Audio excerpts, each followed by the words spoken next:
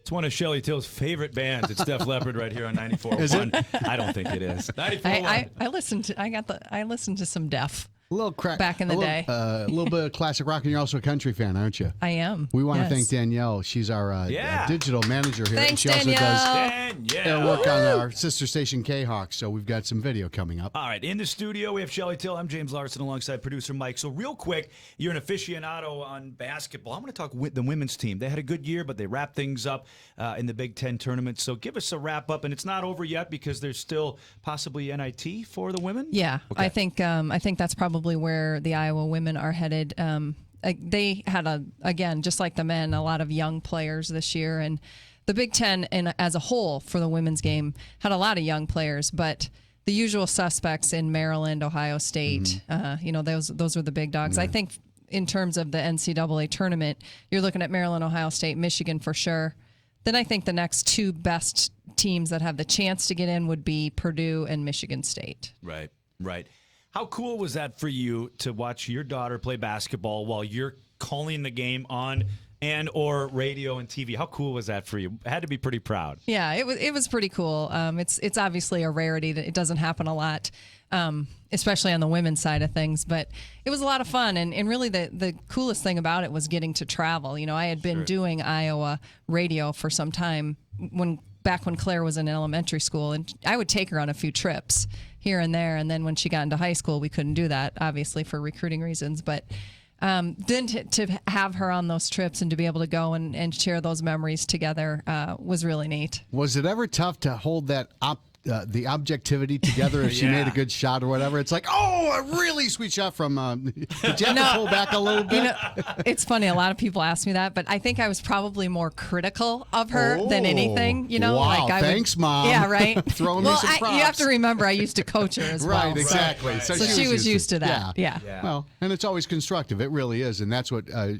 that's what excels in that parent relationship. Is to be able to talk to your kids and have them go, all right, they might roll their eyes, but they remember it, don't they? Right. But what I knew about your daughter, and I've covered a lot of women's games with you, with the Big Ten Network, is always a smile on her face. And that's what I love about the women's program at Iowa. It seems like they're always having fun. And sometimes we forget about that in collegiate sports. It's always so intense, but they're high-fiving and they're smiling a lot, which is cool to see. It is so cool. And I will tell you that group of women is phenomenal. Yeah. And she has friendships that she made that she will have for a lifetime. Callie Peschel was a classmate of hers. She graduated in that class as well, is getting married to Drew Ott, the former football player at Iowa. And Claire is in their wedding. That's awesome. So, it's just really, they've bonded, and even like Jamie Printy still stays in touch. And Trisha Cole, who's over in France with her husband Jared, and they still stay in touch. So it goes on and on both ways, and she still... Claire is living and working in Iowa City, so she's able to stay in touch with them. It's as strong as a sorority. That's what it is. Yeah, it is. It really is. Let's give her a little plug here. She's in the fitness and nutrition industry, and she's doing her own training. And her and I kind of launched a thing together called Bar Fitness. It's pretty That's big. my kind of fitness. Yeah, I know. You'd be good at it. Go to the bar. He's going to explore it. That's This is spelled B-A-R-R-E, James, okay. but that's okay. But yeah, so she's teaching bar in North Liberty, actually. She does that every morning at 6 a.m., so she has like your schedule. She shows up to work every morning at 6 a.m., and she's also doing personal training. And so you guys, if y'all are looking for a great workout or a personal trainer, you can check out Claire. Website's The Fitness Bar. That's BARRE.com, or just go to ClaireTill.com, and she's got all kinds of fun things on there.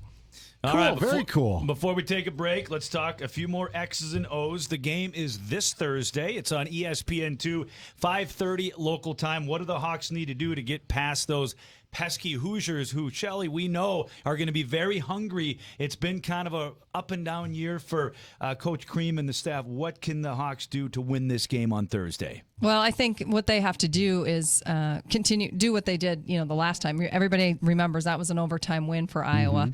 They were clutch at the free throw line. That's the game that Peter Jock broke the free throw record.